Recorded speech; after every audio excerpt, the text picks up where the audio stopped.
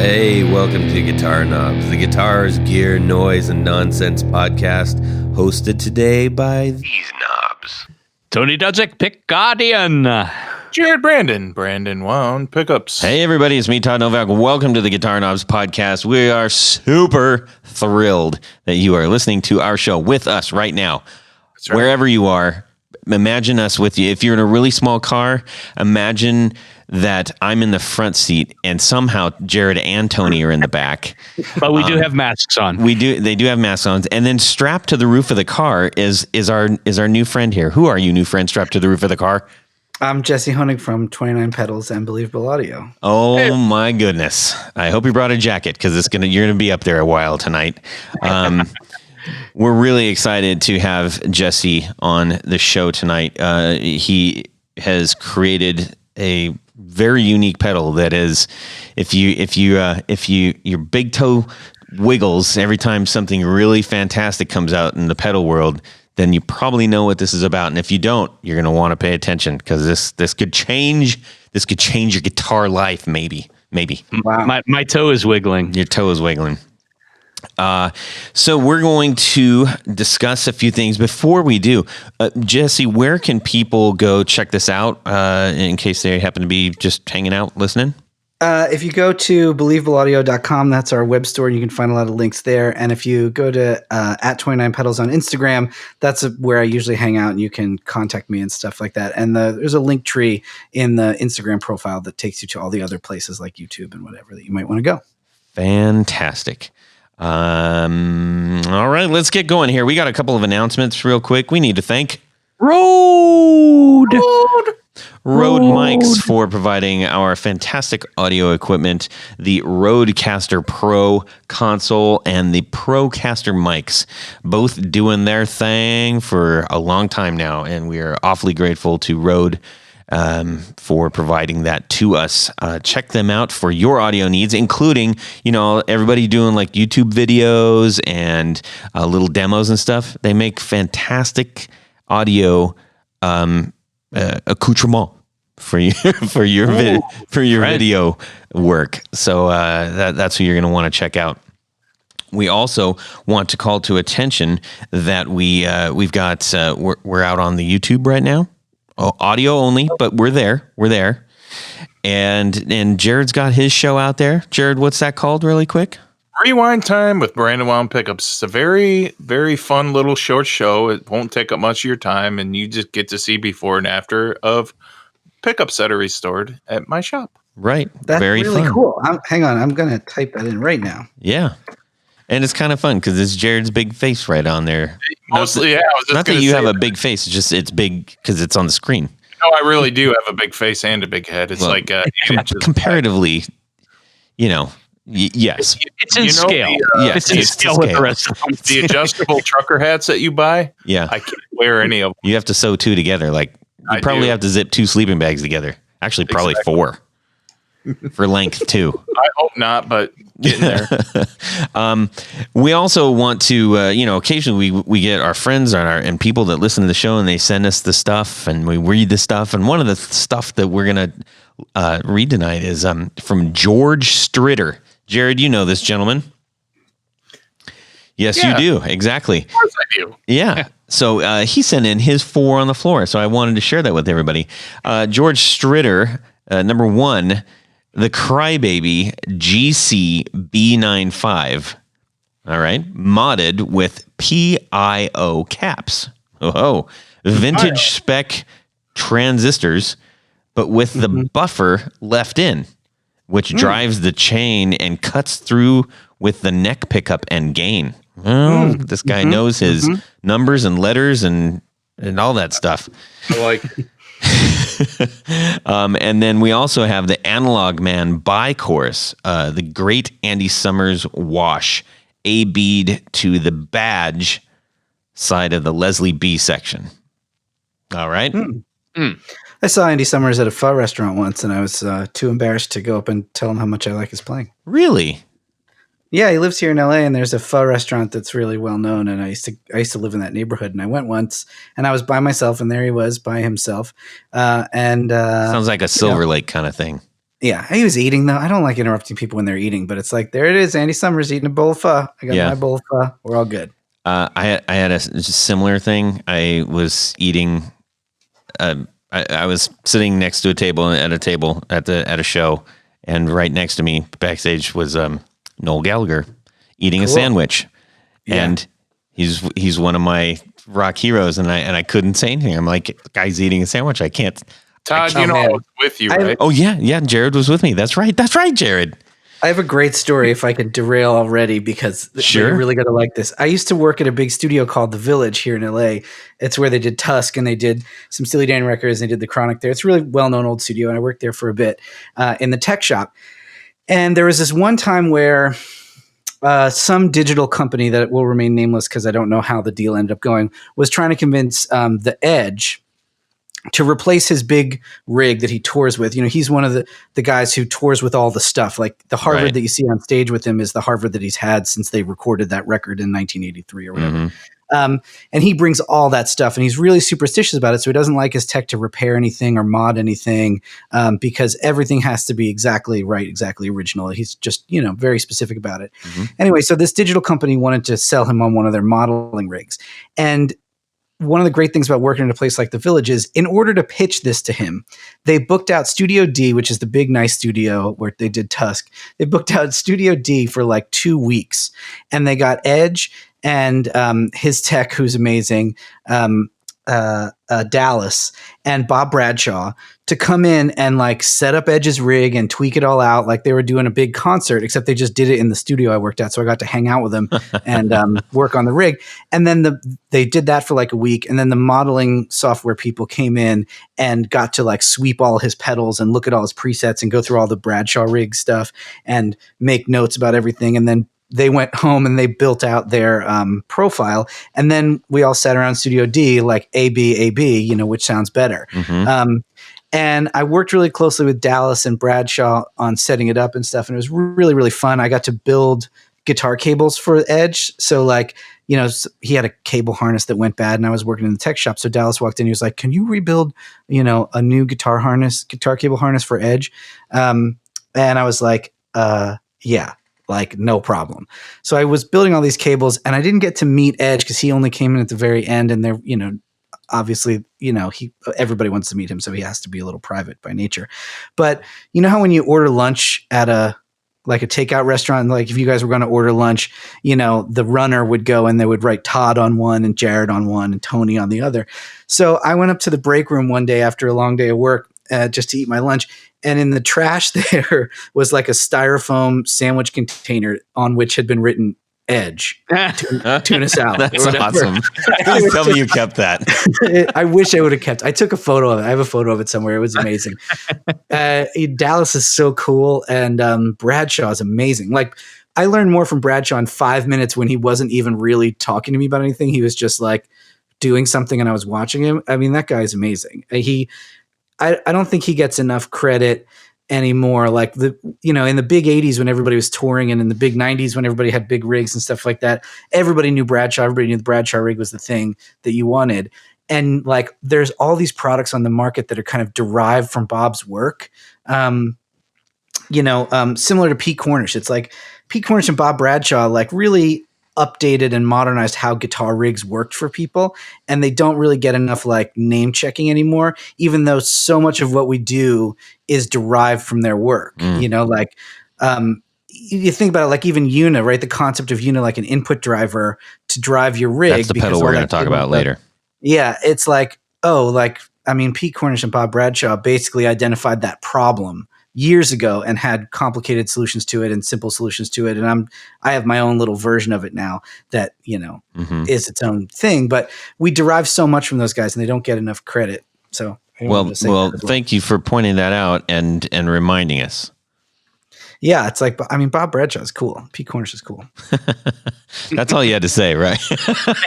Yeah. And also I saw Edge's sandwich container once and it made my day. That's fantastic. I love that. And he may still be using guitar cables that I made. I don't know how long those harnesses last him. It was a few years ago now. Well, you should call him up and make him some new ones. Yeah. Okay. Let's finish up.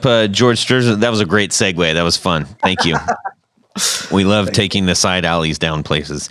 So after George Stritter's analog man bi-chorus, he's got the DoD 670 flanger. He says it has to have a hardwired power cable. Great with the regen cranked. Makes his guitar sound like it's puking notes on the downswing. Okie dokie. Also, the Mojo Hand Nebula 4 phaser does the MXR script logo phase 45 thing without the cork sniffer price tag. Oh, yeah. Yeah. George Stritter, very colorful writing there. Can I say something that I think is maybe a controversial statement? Do it. As a part-time wine connoisseur, sniffing corks is awesome. Like anytime people want to say like cork sniffer is always a term we use when people get too crazy about the details. But like, I got to tell you, when a sommelier guides you through like how to sniff the cork and how that affects how you perceive the flavor of the wine, it really does actually make a big difference. And sniffing corks is a great hobby. Have you ever tried chewing the cork? No. Is that a thing? Do that next time. I will do that, and then and we'll see if you're making fun of me on the internet. All right, Tony. I told this guy to chew the cork, and he did. That's a very Homer thing to do. And he did it. He did it. Okay, so thank you, George Stritter, for sending that in, and for Jesse taking us down a couple alleys. That's super fun. Had a good time. Get ready. Yeah. We need to talk about what's going on in our music world this week, gentlemen. We're going to just find out a little bit of, beyond the things that we're, building and stuff like that on a normal basis. What else have we been doing? Tony's going to kick us off, and then we're going to hear from Jesse. Okay. So this week I am in the process of making some new guitar racks in my basement.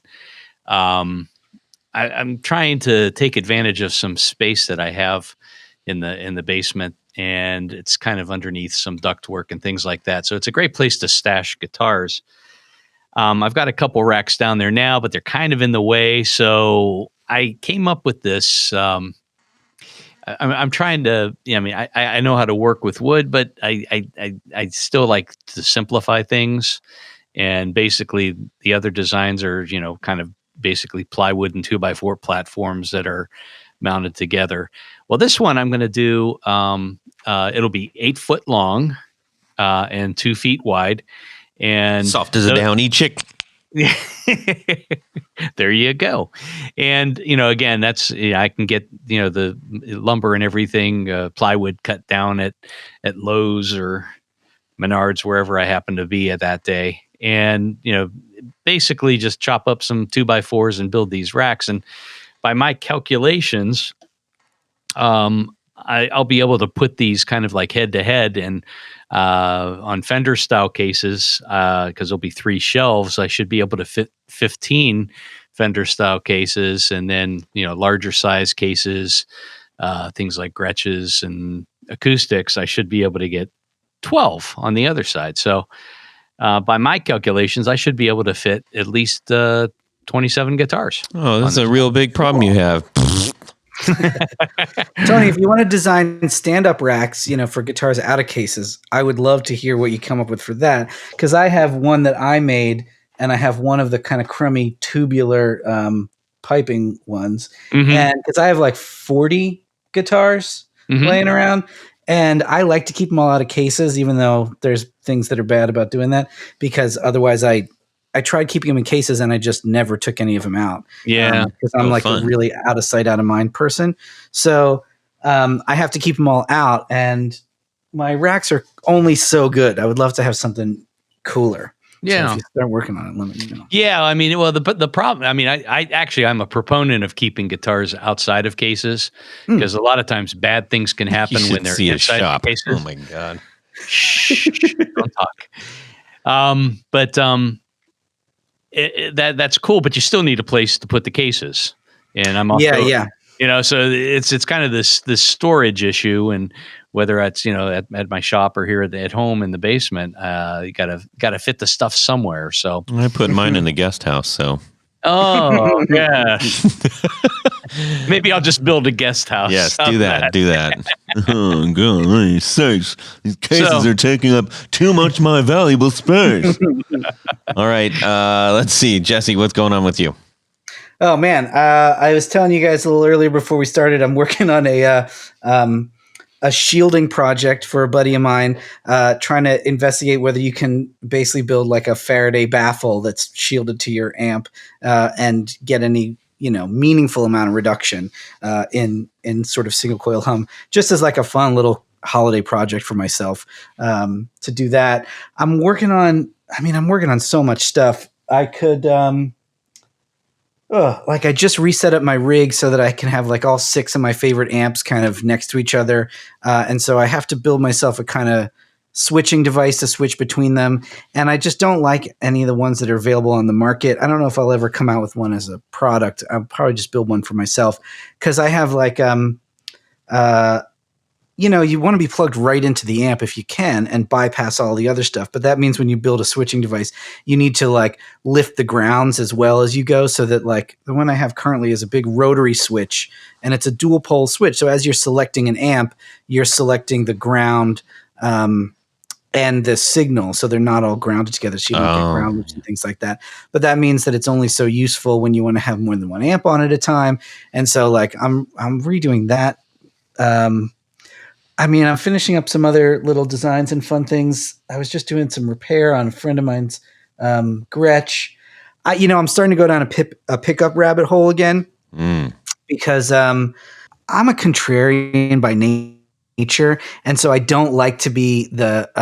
I enjoy finding like outsider things that are really, really cool. So, I don't have any PAFs or any real gold foils, but I have like tons of other weird old Harmony, Hershey bar pickups and things that were basically made the same way as gold foils, but they don't have the same kind of piece of gold foil in them. And so that's just cool, man. Yeah. Like there's this old, if you ever see those old Tesco tulip guitars, there was a certain era of them that had these really wide, flat pickups that sound amazing. And I did some repair work for John Bryan once, and he had a Guiatone LG60, the ones that are the black and gold pickups. And those things sound amazing. And they're really like low, flat coil.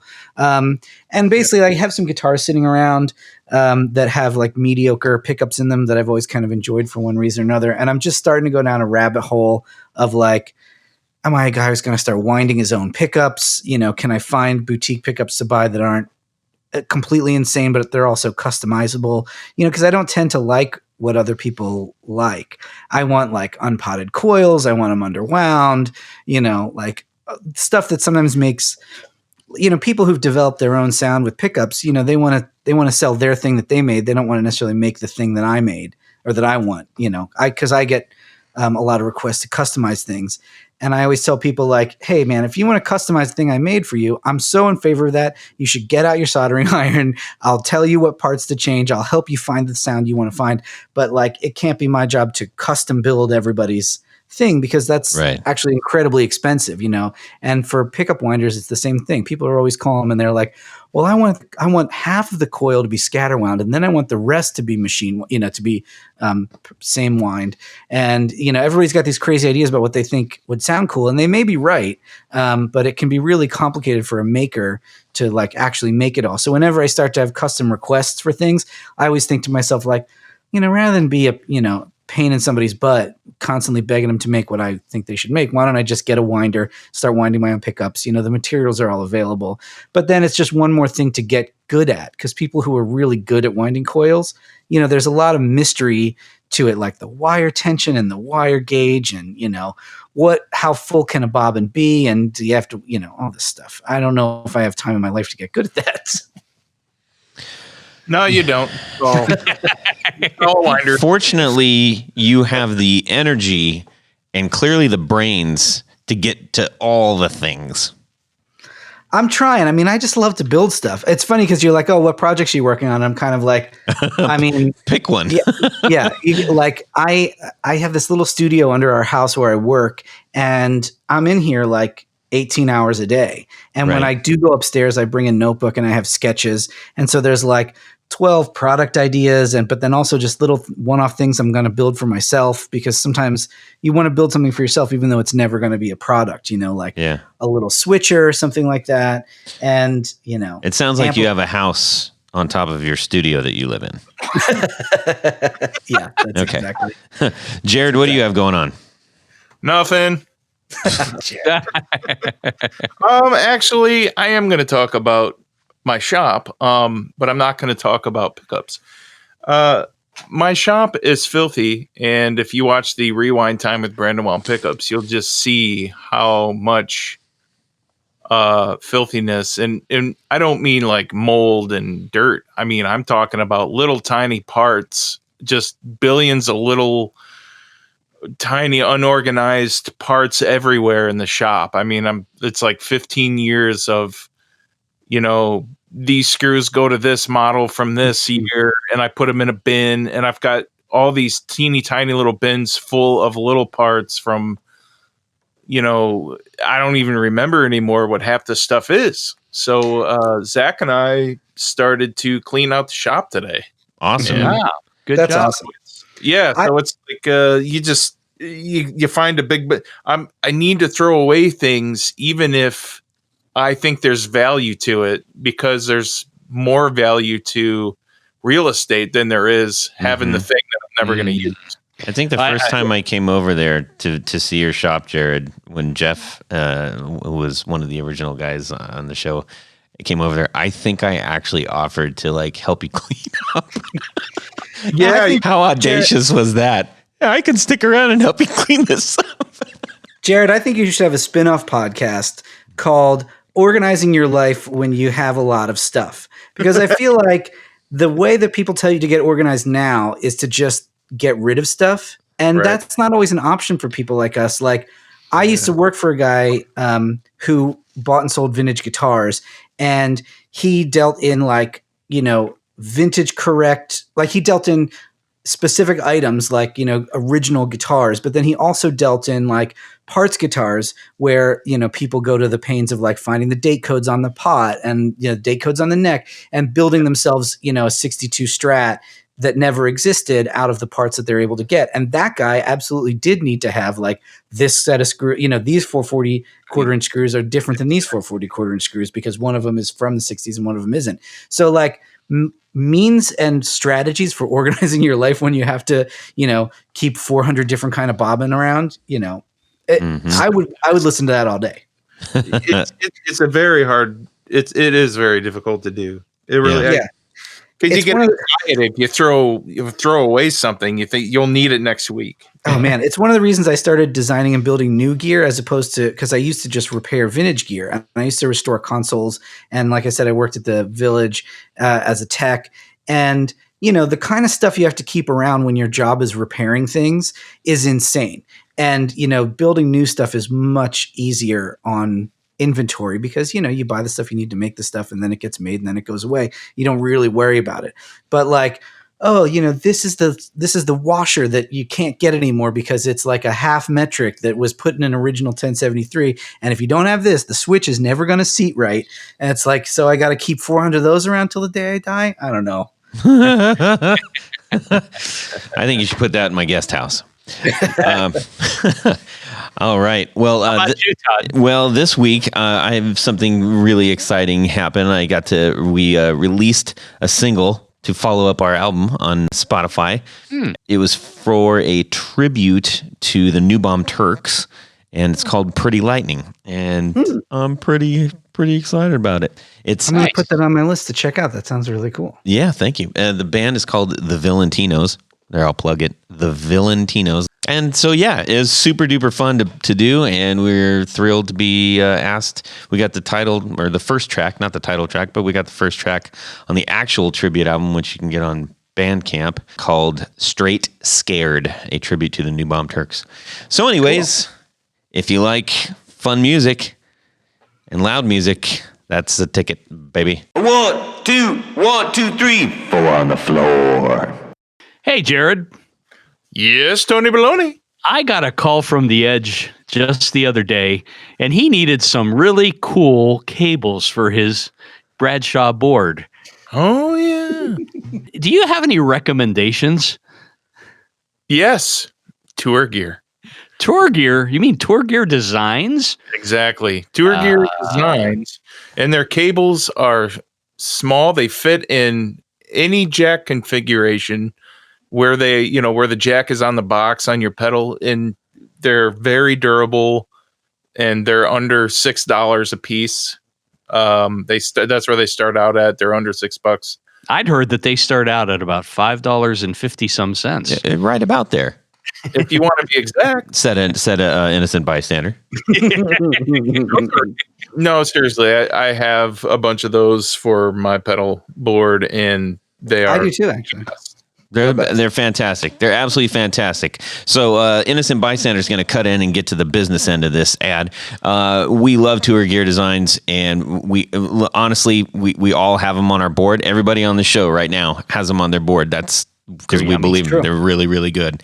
And they're very flat. Very flat and very small, and they're made by very cool people who have also been on the show. So check out that episode. You can go to tourgeardesigns.com/discounts/the guitar knobs, and you're going to save 10% on your entire order. That's 10%. That's 10%. 10% on your entire order. And you're going to want to get a bunch of them. They come in all kinds of different sizes. They're fantastic. tourgeardesigns.com/discounts/the guitar knobs, and you are going to be in patch cable heaven. Jesse, Yes. I cannot wait to hear what 4 on the floor you're going to drop on us right now. I mean, okay, so without putting any of my own stuff on the board, I want to cheat a little bit. And can I say for the first pedal that I want a DIY single JFET boost pedal? Because I have one on my board, and in truth, I did make it, but it's not like a product that I make. It's, the old LPB1 design, but with a FET in it instead. Okay. And it was originally a thing called a Tillman boost. The first time that this circuit was widely published was called a Tillman boost, and tons of people make versions of it, and there's little tweaks that everybody has. And it's a really, really great sounding little circuit because it's kind of like both clean and dirty at the same time. And I'm, as you can tell from the products I make, I'm a really strong enthusiast for having an impedance converter at the beginning of your chain. And so like a single JFET boost, without naming names of any brands, because you could build one yourself, or you could get an Electro Harmonix one, or you could get, any number of cool people make this thing. So that would be my number one. Is that acceptable? That's totally acceptable. Okay. Now, second one is I recently made friends with Chris Vincent from R2R, who makes period correct fuzz pedals and treble boosters. And I just really like his work because it's kind of like, I'm a person who's afraid of new old stock components, and I'm afraid of like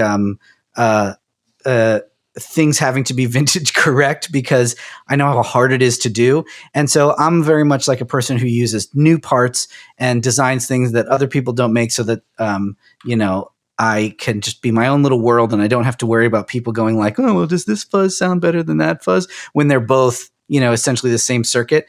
Mm-hmm. And so I really respect and admire what Chris does, because he basically makes the ones that I think are the coolest.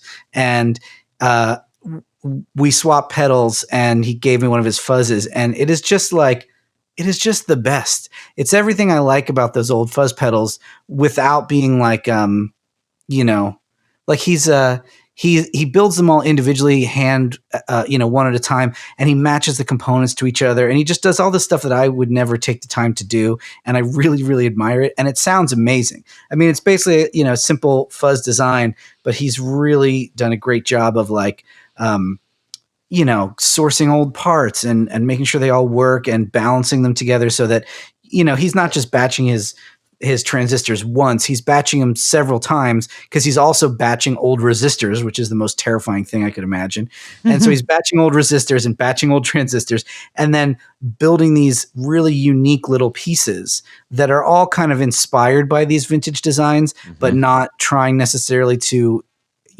recreated exactly. Right. And he's really turning it into his own thing, which I think is something every builder should aspire to, is like, I never want to be a person who just makes something else, and I think he's really doing that, like new old stock, period correct, but unique design kind of thing really, really well. And everybody I know who has one of his pedals absolutely loves it. And so since you got to have a fuzz on the board, it's got to be one of Chris's. All right. It's number 2. We'll take that. And then I'm definitely going to be checking this out too, because he's got something that I've been wanting for a while. So yeah, and he's a really great guy, and he really, really cares about what he does, which is always, it's easy to support people who are so passionate about what they do. And, him and I just like talked for hours one night about like building stuff and the different ways to build stuff. And, my approach is definitely like use new components that are easy to source and designed for manufacturing, and make something that's like incredibly robust and rugged, that is easy to repair, because I used to be a service person. And, his thing is like scouring the earth for these ancient components that have been scoured by, hundreds of scourers before him, finding the ones that work, batching all these old resistors, taking old pieces of gear apart so we can get some of these parts that you can't get. Like I consider him to be a person of equal passion to my own, with a different set of criteria plugged into his passion device. And so I really respect and admire him for that. I can't say enough nice things about that guy. Fantastic. So anyway, well, we might have to get him on the show. He's really cool. He's fun to talk to. Cool. Number 3 and number 4, I'm a bit embarrassed about, because I feel like they're super boring. But I got to say, a pedal I always come back to, and I have like 2 of them. I have 3 of them here at the shop. Ones I either made myself or ones that are original. But I always come back to a Big Muff. I can't get away from them. I don't even play music that really sits well with a Big Muff sometimes. Like my playing doesn't work with it. But there's something about turning on a Big Muff that makes me love everything about the moment that I'm in. And yeah, everybody likes a Big Muff. Yeah, and like the thought of living my life, if I really did have to have only 4 pedals forever, the thought of living my life without a Big Muff like brings a bit of a tear to my eye. I don't know if I could do it. And then the 4th pedal is equally boring for the same reason, which is like a memory man. Like it's funny, like I don't really actually use them very much, but the thought of being without them makes me sad. I have a big old memory man and a big old Big Muff on my board, and I don't know if I could live without them. And I wanted to say cooler things and more unique and interesting things. And when it really came down to it, I was like, you got to be honest about stuff like this. When people say, what could you really not live without? And I'm like, I don't know if I could live without a Big Muff and a memory man. It just brings joy to my heart. I like that. Someone with conviction, man. You got to have a point of view in life, You're right. Yeah. I mean, I can, because also I swap out other things all the time. I'm constantly swapping things in and out of my board, moving where things are. And I have so many cool things from other modern makers that I would love to like call out and, talk about. Some of them have been on your show already, and some of them have yet to be on your show. And there are so many super cool things being made by so many super cool people that I feel embarrassed calling out, a big name brand from 2 of my 4. But I was just trying to be honest about what I actually like. When I turn on pedals just to bring myself joy, it's those 2. And, that's just where it's at. Awesome. But I can talk about lots of unique, cool stuff if you want to talk about unique, cool Well, We have a lot of guitar builders on our show, but I love my Gibson Les Pauls. Mm-hmm. Here you go. I'll help you out. Yeah. Well, it's the same concept, right? Yeah, exactly. I mean, it's like I have, of all those guitars I told you I have, there's not a single guitar that is stock. Everything has been modified or built from a kit, with one exception, and that's my Rick 330, which I am, endeavoring to never mod and just leave it stock, because it just brings me joy that it's the way it came from the factory. Even if like I've been eyeing some new pickups for it. There's a couple people who make really great toasters that are out there. But I'm like, it's the only guitar in the collection that's stock. And I think it's important to like, when an object really does bring you joy in that way, just to like let it exist. Because some of my other guitars are just like, I've been Frankensteining them once a year for 25 years, and they're like falling apart at this point. I have an old Aspen it's basically a Les Paul design, but it's double cutaway, but not like a flat top Les Paul DC. It's like, like a carved top Les Paul with 2 cutaways. I think it came out of the Ibanez factory. So a guitar historian could correct me on that, but it's an old Aspen from the 70s.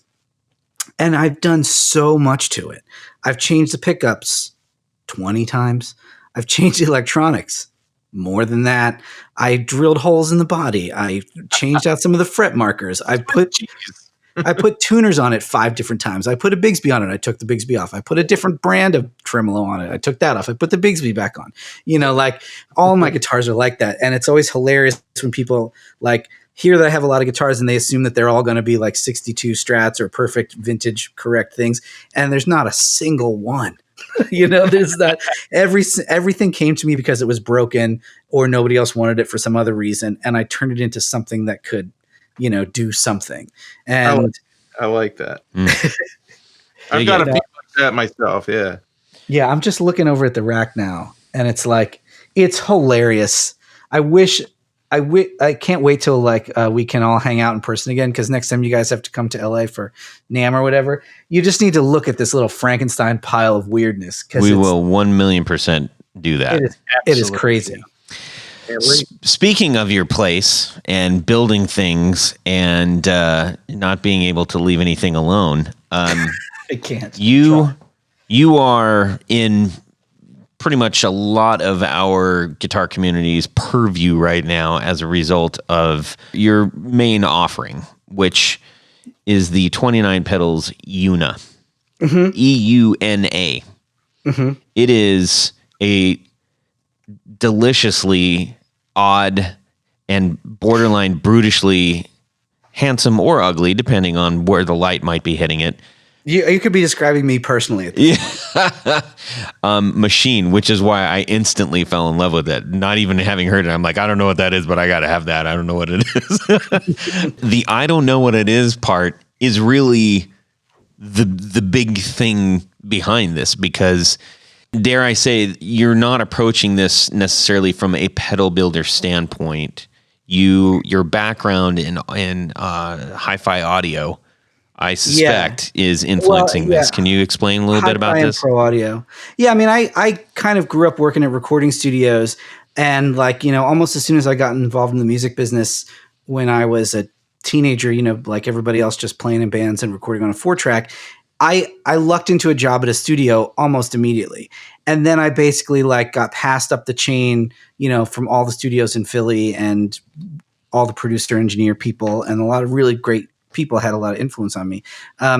And so I've been around that gear for a long time, classic vintage audio, recording equipment for a long time. And also I work for a brand now.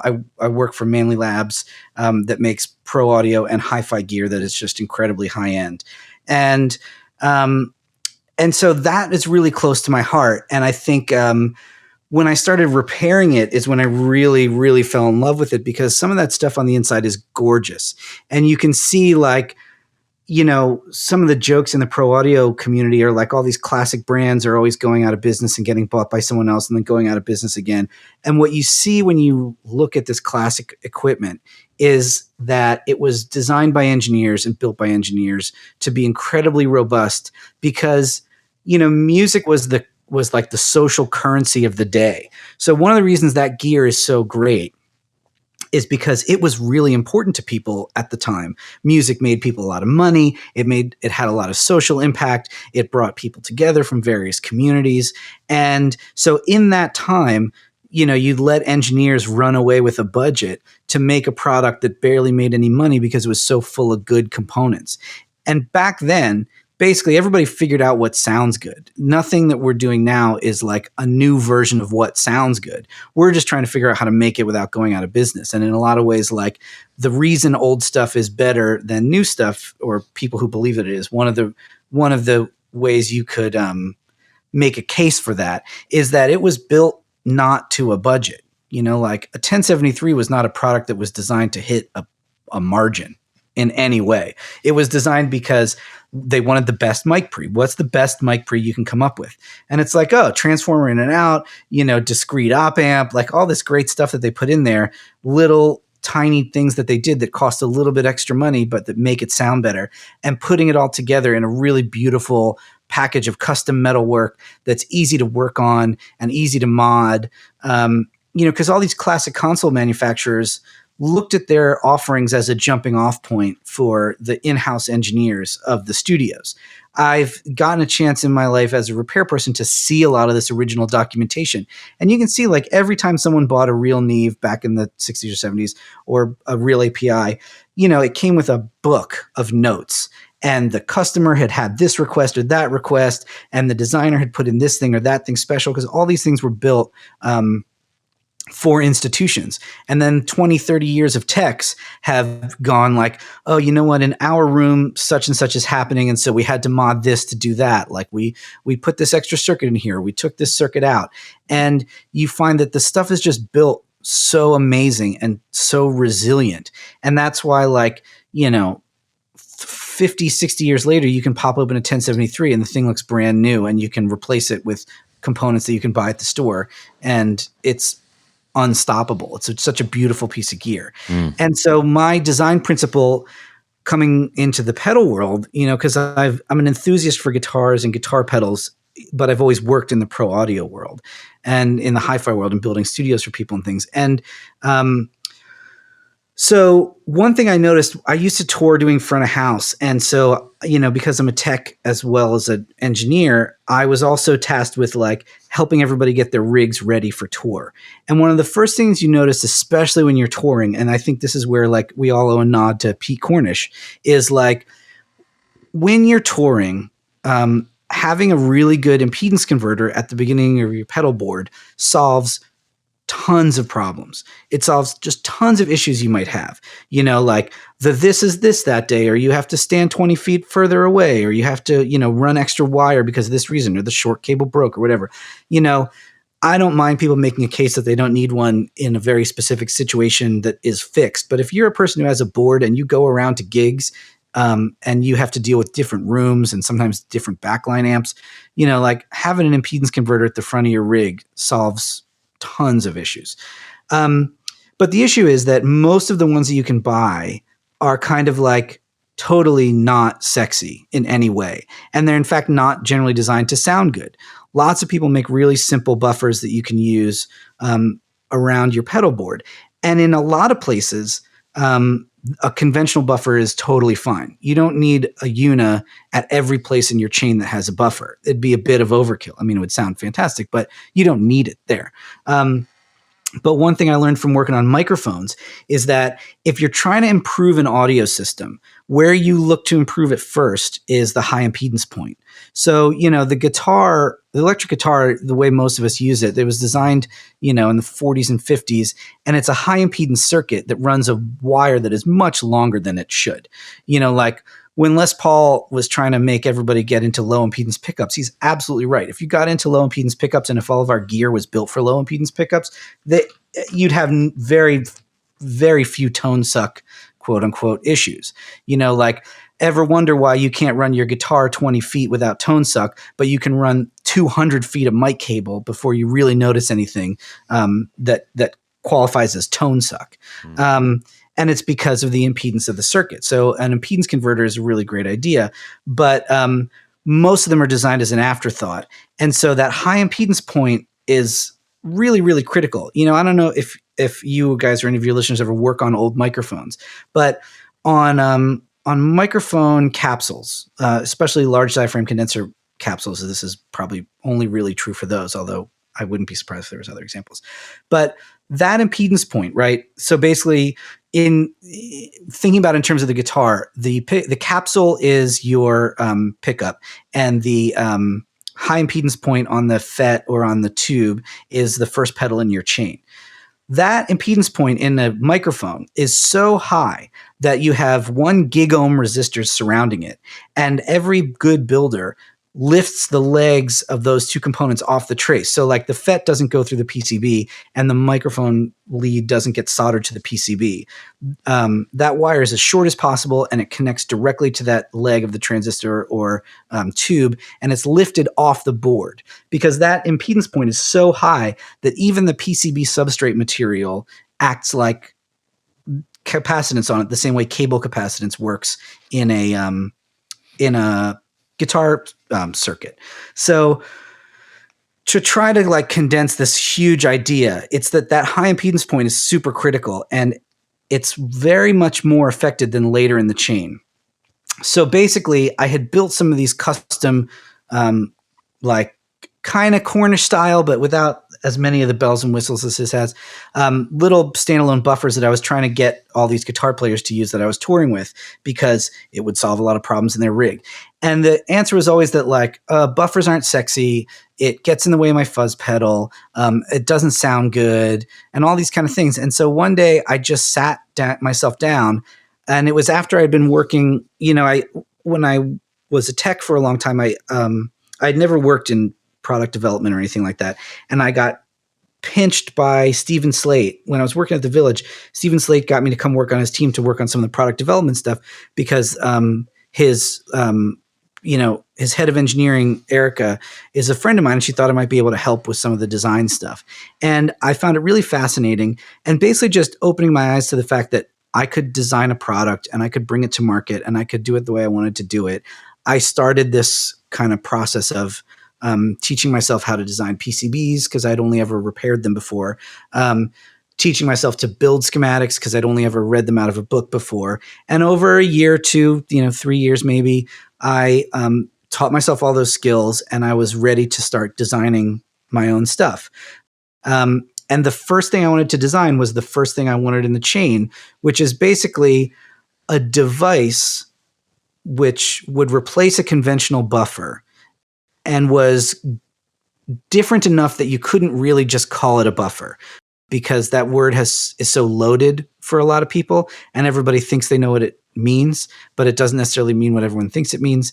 So I said, I want this to be different enough from a conventional buffer that you couldn't call it that. So I basically designed a little amplifier circuit that made no gain. And I put everything into it that I had learned from years of being a tech, being an audio engineer, repairing vintage consoles, dealing with hi-fi people. Every little bit of superstition that I'd ever heard of, I tested out in there and I saw if it made a difference. And if it made a difference, it stayed. And if it didn't make a difference, I took it back out. So there's tricks I learned from David Bach. There's tricks I learned from Paul Wolf. There's tricks I learned from working on old Neves. And it basically is just like the summation of learning about what makes a circuit sound good. The tiny transients in your audio signal are incredibly hard to measure and even harder to explain how they affect your perception of the sound. There's a lot of smoke and mirrors and cork sniffing in the audio world about stuff. But again, there's often a grain of truth under it. Like we know film caps sound better than electros. So why don't we use film caps? Well, they're expensive and they only come in certain values. Okay, well, design a circuit that uses those values and then just brace yourself for how much it costs. EUNA is incredibly expensive to make when you consider that I'm going up against conventional buffers, which are essentially free to make. But it sounds better. It feels better. I think it does the thing that it's supposed to do, which is that it gives you the feel of being plugged right into your amp, regardless of how much junk you have after it. Weird pedals that you might really love that kind of cause tone suck. Well, this just helps you out. It's got that little handy insert loop because a really good friend of mine, Adam Zimmon, I was trying to pitch him on one of my older designs and he's a fuzz pedal enthusiast. And he was like, well, the fuzz pedal has to go first. And I said, yeah, but the high impedance point is super critical. So at that point in your guitar circuit, passing it through 2 extra jacks and 1 extra switch actually does make it sound worse. It's very small, but it is there. So plugging into EUNA first, steel box, huge PCB trace, short signal path will sound better than putting the fuzz pedal first, even if it's true bypass. Because that point in the signal is so critical. I mean, it's a small amount, but if you're going to go for it, right? Mm-hmm. And so I put this insert loop in because the fuzz pedal, since it has lower input impedance, and the whole part of the fuzz pedal sound is that the input impedance is too low for the guitar, and so it hangs on it and it causes that thick, syrupy sound that we all really like out of classic fuzz pedals. The fuzz pedal doesn't care about 1 inch of, 4-ounce copper PCB trace. If you're trying to get the brightest, most headroom, most noise-free sound you can, the high impedance version of that does care. And so having the insert loop in EUNA rather than just having the fuzz pedal first in bypass does make a difference, in my opinion. If you took your old fuzz face and plugged it into your amp with a 2-inch cable, it would be brighter than that fuzz face driving 20 feet of cable to your amp because of the loading of the circuit. And most fuzz circuits aren't actually that good at driving a load. So the way the fuzz pedal hits the next pedal in your chain, so let's say you're a person who loves an old fuzz face and you run that into some sort of more medium overdrive because you like the way that sounds, like a Red Llama or something like that. If you put a buffer like EUNA in between those, it'll change that relationship. And so I wanted to make sure that the insert loop not only switched EUNA off the input, but also switched EUNA off the output. So it really is just swapping the path with the fuzz pedal. Because if you're an enthusiast for that kind of circuit, those classic fuzz circuits, the way you drive after it also has a big impact on the sound. Some people might like the sound of a buffer right after it. Some people might not. Most buffers that you're going to encounter later in your chain don't have as high input impedance as EUNA, and so they're going to react more like you're expecting. And so I wanted to just get EUNA totally out of the way when you want to go to that classic fuzz sound driving the rest of your pedal board. So EUNA being able to swap paths, like clean path to dirty path, like buffered hi-fi path to fuzz path, was really important to me. And I worked a lot on that circuit just so I could be sure that classic fuzz people are fine to use this with the pedal in the loop. That was one of the reasons I became friends with Chris, because, my product is designed to support products like his, because having a really good clean path is really important. Having a really good fuzz path is important. And I'm just building the clean path part. So I wanted to get one of his devices and make sure it worked with what I was doing, just to make sure that what I was saying was at least true enough that I felt good about saying it. You can always debate things in audio because everything is about feel. I wanted to make sure I at least really listened to a lot of classic fuzz circuits in that place, because when you're using EUNA to swap your fuzz pedal, your fuzz can kind of always be on, and then EUNA's switch is switching between clean path, fuzz path. I don't know. I mean, I just kind of I like to take all that stuff really seriously. I have a really fun time exploring it. If you have to edit some of this out, I'm not going to be offended because I know I'm not going to edit anything out, because this is officially, as I just butted in right now, that is officially the longest time none of us have spoken. There's a similar thing with the power supply on the inside. I had a really great fortune when I was working at the Village, is that because the Village owns 2 Neve 88Rs, I talked to one of their designers there, and he's like, in a lot of ways, you can do a lot more with a circuit, and you can get a lot more headroom, and a lot of things become easier, and the circuits become simpler if you have bipolar voltage. Plus minus 15 with 0 in the middle will always sound better than plus 24 and 0, at least according to this designer. Hey, real quick, Jesse, yeah. I just want to bust in case anybody doesn't know what Neve is. Think Sound City board, right? Yeah. And pedal makers are starting to make stuff that's based on their circuitry too. So a lot of people are probably getting more familiar with it now. But so I was talking to this guy about it, and he was like, all things being equal, we have to build 1073s with plus 24 and 0 because that's the way they originally were designed. But in a lot of ways, a plus minus circuit is much better because the bias is simpler and all these, I don't want to get into too much of the deep tech stuff, but it's easier to build a good sounding circuit when you have bipolar voltage, especially if your plan is to use op amps. And so I wanted to use plus minus 15 inside the pedal. But, you guys will laugh at this. So originally I got a lunchbox supply, which for people that don't know, those 500 series racks that you see, that have audio modules in them, they usually come with an external power supply. And that type of rig is called a lunchbox. And so the supply is called a lunchbox rig. Suffice to say, it's a big box, maybe 6 inches or more by 4 inches or more, has to be powered right to the wall, and it comes out on an XLR 5-pin cable. And so the first design for EUNA actually had a 5-pin XLR power input and required an external power supply. And I was like, this is great because I can buy lunchbox supplies and they can power a lot of stuff and blah, blah, blah. And I sent one to my friend Jason Laughlin, who's an amazing guitar player that I've been friends with for a long time. And he said to me, when I said, I'm going to send you this thing I made. It's going to solve all your problems. You're going to love the way it sounds. It's got a cool external power supply. And he said, I'm going to stop you right there, dude.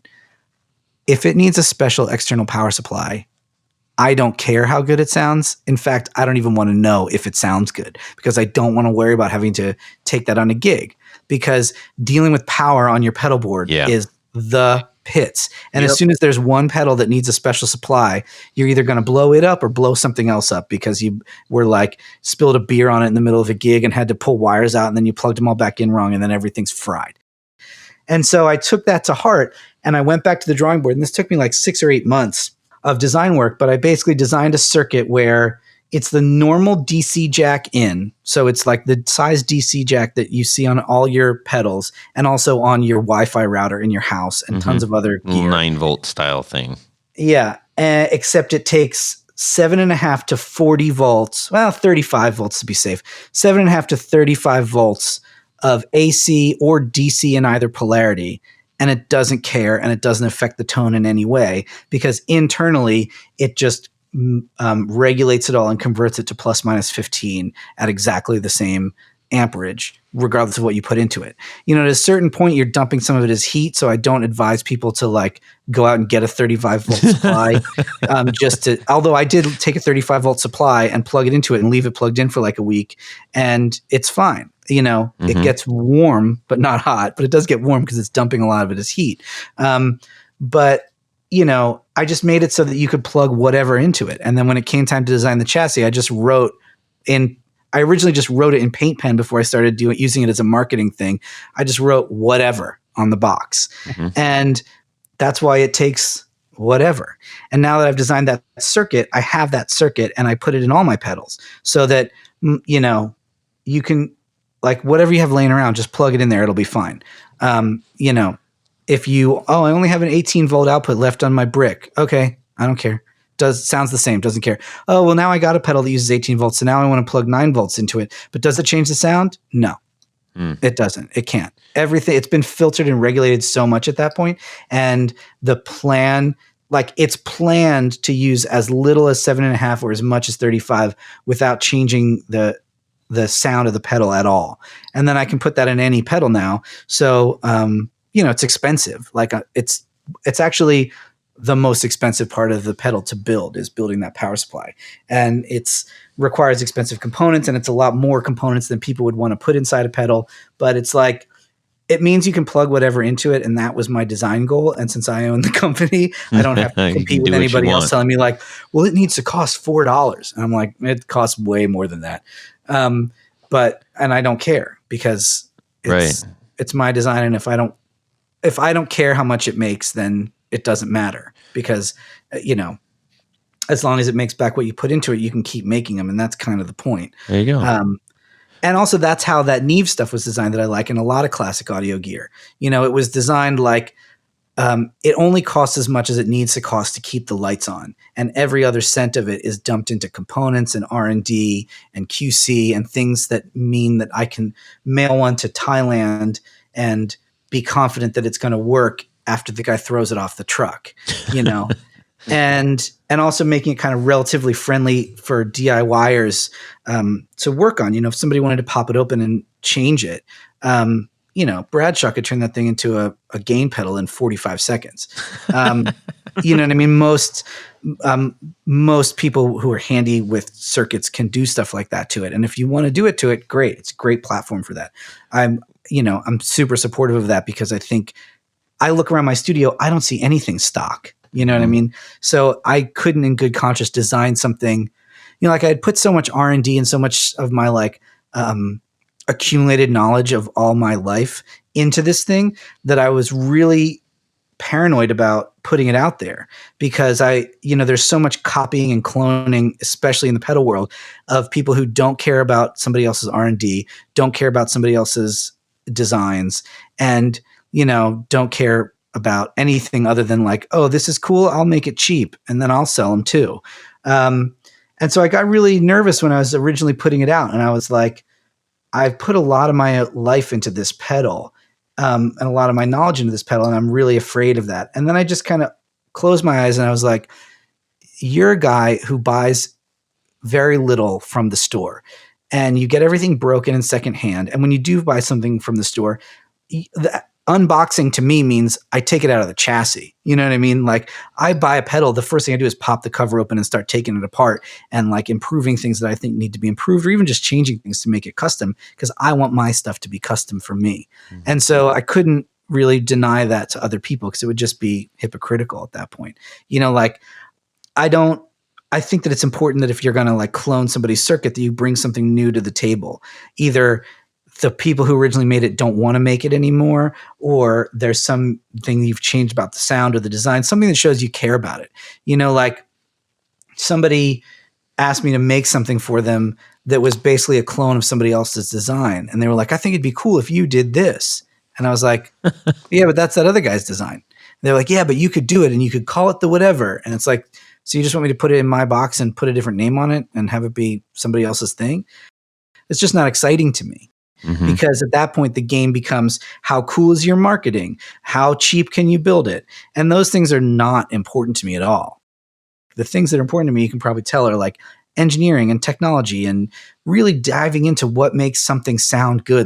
Like, what is it about the tiny bits of material science and the tiny bits of happenstance that make us love the sounds that we love? I used to really love, like, when I was working with Steven, because he would hear stuff that I didn't hear, and it was my job to go and figure out where it was coming from. So we'd listen to 2 or 3 different microphones, and he'd say, that one's brighter. And I would listen to it and I would go, his ears are better than mine. I can't really hear some of that really sizzly stuff, that he can hear. But I worked for him. And so it was my job to take what he was saying as truth and go look for it. And more often than not, I found it. And I would say, oh, it's really interesting. It's like, where you're hearing brightness is here, and it's coming from this. And you look at the circuit and you say, well, all these circuits are supposed to be identical, so why does one of them sound better? Getting into the slalom of the material science, most designers call it the slalom, which is that like every component is that you buy has a percentage rating of how tight it needs to be before it's rejected. So like, 100 ohm resistor that's a 1% resistor needs to be 101 ohms or 99 ohms or somewhere in between. Most components you buy aren't 1%. Most components you buy are 10%, or in the case of people who buy new old stock stuff, it's like 40%. And so they're all allowed to be a little different. So if you want to make 100, of anything, so like, I made over 300 EUNAs this year. I want all of them to be exactly the same. So what do you have to do?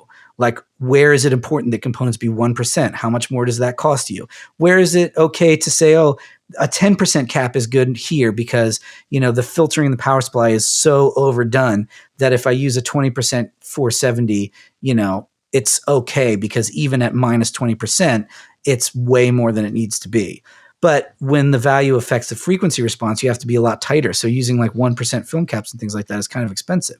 But it's like in that high filter, it's really specific. It needs to be really specific. And so you pay for the component and, have a margarita because you did your job for the day. Bingo.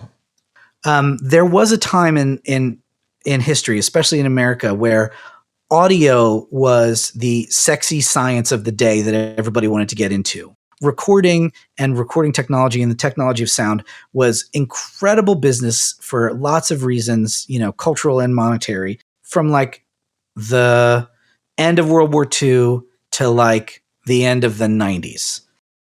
So during that time, lots of people much smarter than me, being paid much more money than me, sat around and figured out what sounds good. And, it's not rocket science anymore. People know it sounds good. It's just a matter of, can you do it given the limitations of whatever situation you're in? There's a reason we go back to classic designs for amplifiers and guitar pickups and things like that. It's because they kind of sat around and got it right. And over the intervening years, people have tried everything else. Higher impedance coils, lower impedance coils, active coils, fully shielded, fully unshielded, thicker wire, thinner wire, different kinds of lacquer. They all have a slight impact on the sound, and now we know what they are. So if you want to make something like that, you can just make it now. The only qualifications are, do you have the stones to do it when it's expensive? That's one of the things that's like, I understand that I'm going up against, that EUNA is going up against devices in some ways that are a lot less expensive. But that high impedance point is pretty critical. And I put everything in there I could to make it sound as good as it possibly could. And, call it a day, job done, Miller time. So anybody with a lot of our listeners who have quite a few pedals on their board, who are pedal connoisseurs, they love the gear. This is something that, based on everything you told us and everything that I've researched before we had you on the show, is like, this is kind of a need to have. I mean, it'd be nice. It's like if there was only one way to skin the cat, somebody probably would have done it before I did. I think it's a compelling device, and it works really well for the people who have it. I tried to build something with a sound that is compelling and with a build quality that I can stand behind. The second pedal that's coming out in January is called WAMP, and it's a similar approach, but it's for the output of your board. What pedals do we tend to have at the end of our chain? Mod pedals, reverb pedals, things like that. Those actually don't have great drive capability. They might sound amazing, but running 20 feet of cable on the end of a chorus pedal or whatever, or a delay pedal, they're not designed as line drivers. They probably have an output buffer of some kind, but it's not super high headroom and it's not designed to handle a load. As you start to load down a device, you tend to lose frequency response on both the high end and the low end. And so WAMP is kind of the companion piece, so that it's an output driver that's similar to EUNA in some ways, but it'll make 30 dB a gain if you need it.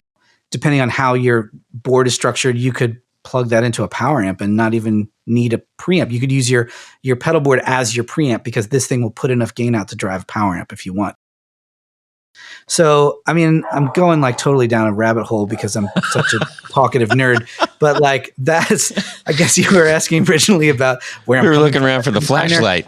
And so like 40 minutes later, I think you get a pretty good idea of where I'm coming from.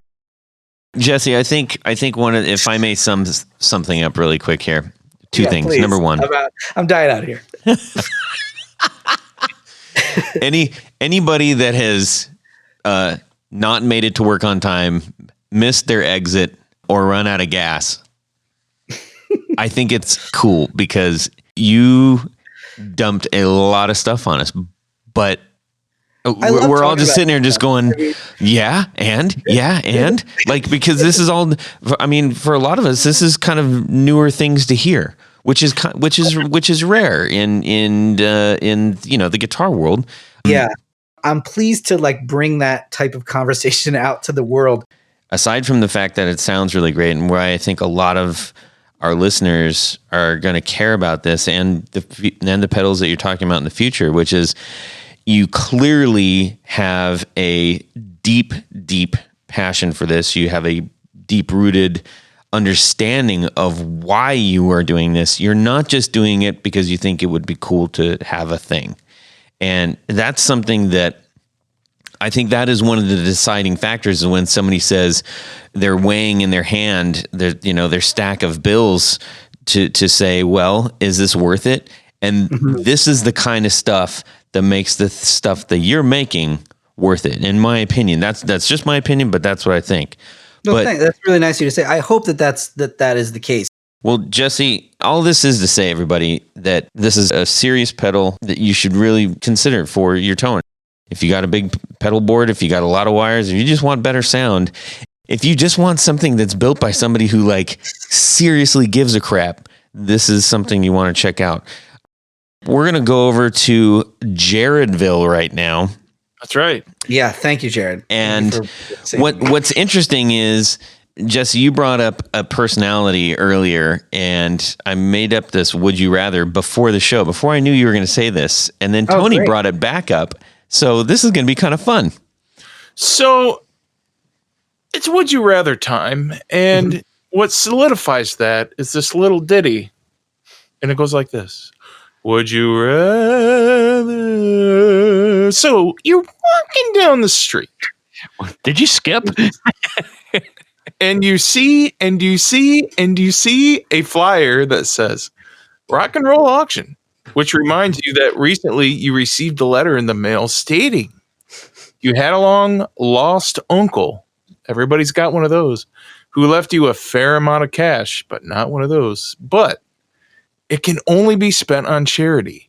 It just so happens this is a charity rock and roll auction. Oh, great.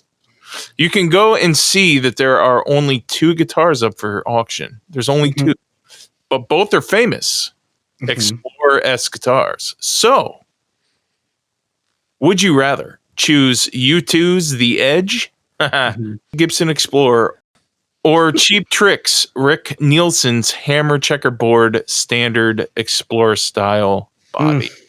Okay. Which one do you do? So Tony's going to go, and then we'll hear from Jared, and then you, Jesse, and then I'll wrap it up. Okay. Tony. Rick Nielsen, Checkerboard, Hammer. I think they're both very cool guitars, very famous guitars, but I'm a huge Cheap Trick fan from way back when. Yeah. And that is just a iconic guitar. Truly. And I mean it looks a little worse for wear these days. I saw some fairly recent pictures. It's pretty rough around the edges now, but it's still very, very cool. Cool. All right, Jared. So I'm gonna go with the Cheap Trick Rick Nielsen because I'm just gonna choose it this time because I was a bricklayer at one time. We were doing the Ohio Theater in Sandusky, Ohio, and the night before was a Cheap Trick concert, and where we were allowed to use the restroom and take breaks, that's where Cheap Trick was before the show. So they had all this there was no alcohol in the dressing room where they were there at. It was just all like Diet Coke and Faygo Pop and waters. Where is this going? Well, I found their playlist. They left some playlists in there. Cool. So I brought those. Cool. So that's why I'm going to go with the old. That's rad. Because of that memory right there. Nice. Awesome. Okay. Now. All right. Short version. Yes. I'll try to talk quickly. I would first like to say that Cheap Trick is one of the greatest rock and roll bands to ever exist, and that they're really, really important to me personally because they rock in a very specific way that it's important to me and some people I care about. And so this is in no way trying to diminish the importance of Cheap Trick at all. But I'm going to choose the Edge Explorer. And here's why. I was a teenager in the 90s when U2 was had its least cachet in the past, 15, 20 years, right? They were super important in the 80s to a lot of people. And then, by the 90s, they're doing that kind of other sort of stuff. And kids like me liked Dinosaur Jr. and Pixies and, Soundgarden, stuff like that. And, U2 couldn't have been further from what I cared about as a teenager. But I had this girlfriend in the 90s who loved U2. And I used to make fun of her for it sometimes. So I was like, oh, U2 is so corny and blah, blah, blah, blah, blah. And she really set me straight on it. And she was like, do yourself a favor and put on the first, 3 or so U2 records, definitely Joshua Tree, definitely Unforgettable Fire. Mm-hmm. Just put those records on, let them kind of wash over you. Really take in all the different people and all the different sounds. I mean, I'm a huge Lanois nerd. I'm a huge Brian Eno fan. I love the way U2 sounds. After really allowing yourself to experience those records, and then try to find something before U2 that sounds anything even remotely like it. And then try to find something after U2 that was not changed by it. The way all of us interpret, big, epic kind of emotional rock and roll was forever changed by U2. I mean, stadium rock before U2 was very much different. And then Stadium Rock after U2 was very much different. And there's real power in that music. And also, having gotten a chance to work with some of their crew, I didn't get to meet any of the guys in the band, but I got to work with their crew really closely. And you could tell like they really care about how things sound. So I'm going to say that. That's the shortest I can do. Money. That's a great reason. What about you, Todd? U2 is important to me early on, but I have to go with the Checker because of the iconic nature of that guitar. It's extra, extra special in the guitar world. There is no other like that one. And I think that is one of the reasons. And one of the first songs that my daughter's like really queued up on, believe it or not, was Southern Girls. I love that song. And then they're like, we want to hear more of this band. So I'm like, okay, let's do it. So that was kind of cool. Anyhow, that was a super fun one. Thanks, Todd. Jared, thank you for reading that with such emblazoned passion. And I appreciate that. We need to thank a few people really quick, and then we'll be out skis. Tony Baloney. At this point in the show, we have to thank a special group of people, our executive producers. You might be asking, what is an executive producer? Well, go over to patreon.com/the guitar knobs and check out a couple of different levels in which you can be a sponsor, a patron of this very podcast. There's tons of great thank you gifts and prizes. But there's a special group, the executive producers. They get all that great stuff. But there's one more thing. Does Jared know what that is? Yes, I do. The awesomest thing is you have your name read on the thing, just like Tony Baloney's going to do right now.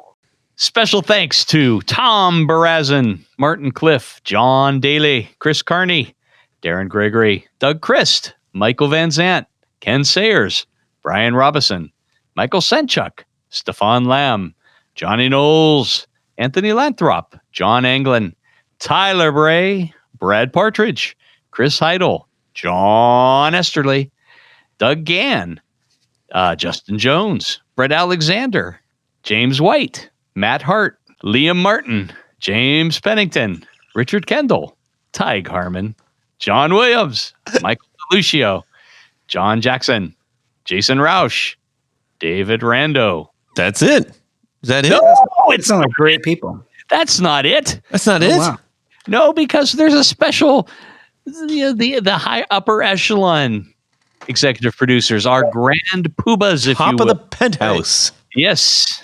In addition to all that great stuff and many, many other thank you gifts, get a very special fez that they must wear while listening to the podcast. Is that true, Todd? That is true. Okay, so thank you to these grand poobahs, Mr. Jonathan Jerusik, Corey Nigro, David Kaminga, Cody Lane, Cody Foster, Sean S. Tommy Manasco, Mark Garton, Adam Johnson, Steve Keys, and Tim Nowak. Thank you, guys. Holy moly. Man, we got a lot of fantastic supporters. Thank you, Tony. I appreciate you, and I appreciate you reading every single one of those names off with equaled passion and fervor. It's the passion and fervor night. Passion and fervor. Yes. So, Jesse, where can people go to get these things that you make? I'll tell you something, which is that normally you can go to believableaudio.com and buy them direct from me. But a lot of your local dealers were kind enough to buy up all the inventory I had before the holidays. And so I turned off direct sales to encourage people to support local guitar stores and pedal retailers while, during the holidays, especially because it was such a tough year for a lot of people. And, every little bit helps. And since they picked it up from me, and that's really helpful to me, I want to make sure I kind of spread the love a little bit and encourage everybody, around the holidays, find a local pedal retailer. You can find me on Instagram at 29pedals if you're having trouble locating one locally, and I'll try to connect you with a dealer who has one. And then after the holidays are over, direct sales are going to be back on. You can buy one direct from me if you'd like, or from your preferred pedal dealer. Both options will be available in the future.